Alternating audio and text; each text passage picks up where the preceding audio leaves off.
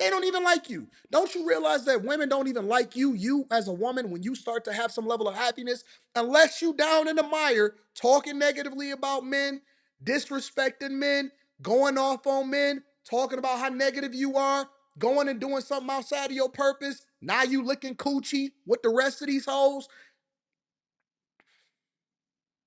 They don't even want to be around you unless you sexually liberated.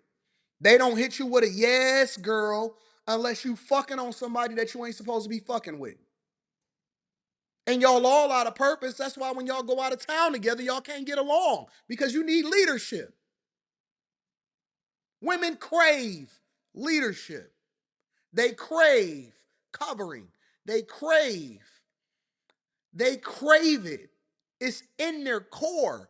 They don't even want to be out here doing the shit that they have to do in order to survive. But you are forced to. Don't you realize that these are the same lessons that's been taught to us and been shown to us since Genesis? That the labor that women have to go through and the suffering that they have to inflict upon themselves is all as a result of their disobedience? It's the very lesson that was taught to us in Bible study. The very first thing that you open up your eyes and see, okay, separation of the heavens from the earth, the firmament, naming all of the animals, the rib, all of this stuff. Did you realize why he said and what he said the punishment was going to be? And you continue to create more punishment for yourself by stepping outside of your purpose. You so busy talking to the serpent that you don't realize that you're creating self-infliction and punishment for yourself. And now you have to labor and suffer and go through without the same tools that men have had to go through, and you're not even built for it. You yearn for leadership. You yearn to be a woman. Your femininity is your superpower, but you're so busy trying to operate in your masculinity. And every time I see a woman call herself a boss bitch, that shit make me cringe. It makes me cringe. You are literally doing the same thing that Eve got punished for, and you're beguiling, or you're easily beguiled. And then you go and you beguile your husband, or you beguile the people that surround you, because you can't suffer alone, and you should have never been talking to that serpent in the first place.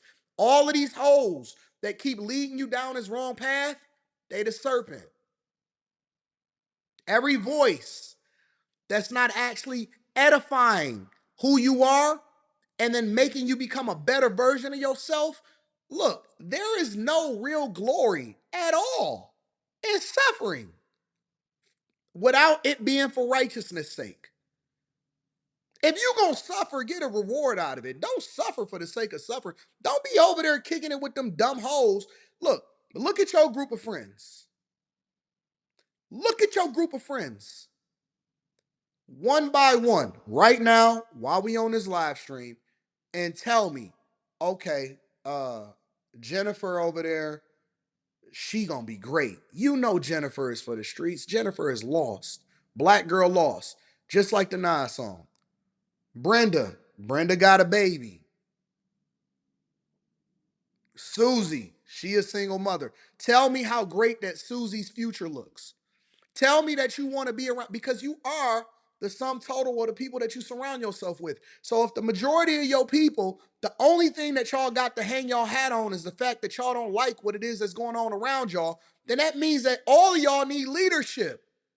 Y'all need to separate yourselves. Y'all don't need to be around each other. Y'all need to be getting around other people that can pour into you and edify you, so that you can then become the person that you're supposed to be. And it's so much sweeter on that other side. But y'all trauma bonded. And the only thing that's festering in that shit is the devil, poison. And so now y'all gotta suffer. Single baby mama, unmarried, suffering, gotta toil like a man for the rest of their life. And then you try to pretend like you happy, but we know that you're not, because you show it in everything that you do. Your skin is hard, your hands is tough. Your hands ain't supposed to be that tough.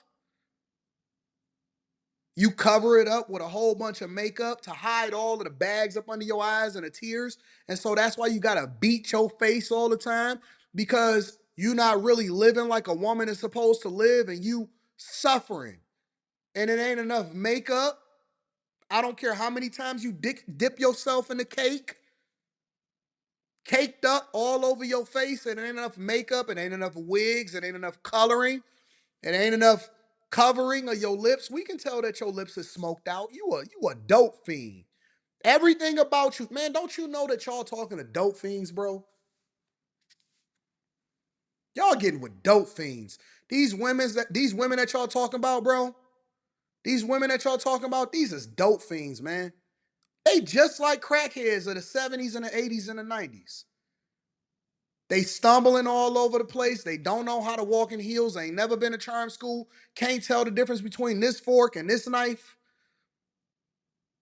They put wigs on in order to cover up their real hair because they shit is fucked up under there. They smoked out, and that's why they got to put so much stuff on their lips in order to cover up all of the black because they keep smoking roaches and burning their lips out. These is fiends. Y'all niggas is marrying fiends now, bro. Real talk. Ain't nothing cool about them. I don't care what she used to look like. I don't care if she a prom queen. She a prom fiend, bro. For the streets. Ain't nothing cool about it. You laid up next to a fiend, bro. Real talk. And she'll do anything for $1. Ain't no dignity. Ain't no queening. Queen. What's queen about her? You know what the definition of a queen is? Do you know what the dignity of what it takes in order? A queen is a person that is supposed to be an example for other women to follow in their dignity and in their greatness and in their grace. They're supposed to be a representation of the greatness of what the kingdom is. If your queen is a fiend, then how can they really be an example for the next generation? Do you want think about this for a second? Just put it in perspective. When you think about the girl and her sentiment and her bad attitude and her smoking habits, and you think about who she is, right? To her core, do you want your daughter to become her? Mmm. It hit different, don't it? It hit different when you start to put that same spirit of her. The woman that you sleep with, would you want your daughter to become her? Because a lot of times we talk about becoming a great man, right? That's the very thing that we talked about in the beginning of this live stream. We talk about being a great man. Okay, well, what makes a man great? I'm the man that I would want my daughter to marry. And if I had a son, that I would want my son to be like. Cool. Men, great men, do the things that they don't want to do when they don't want to do it. Now, when we start to talk about the very women that we lay next to and who it is that we put ourselves inside of, would you want your unborn or born daughter to be an exact replica of her?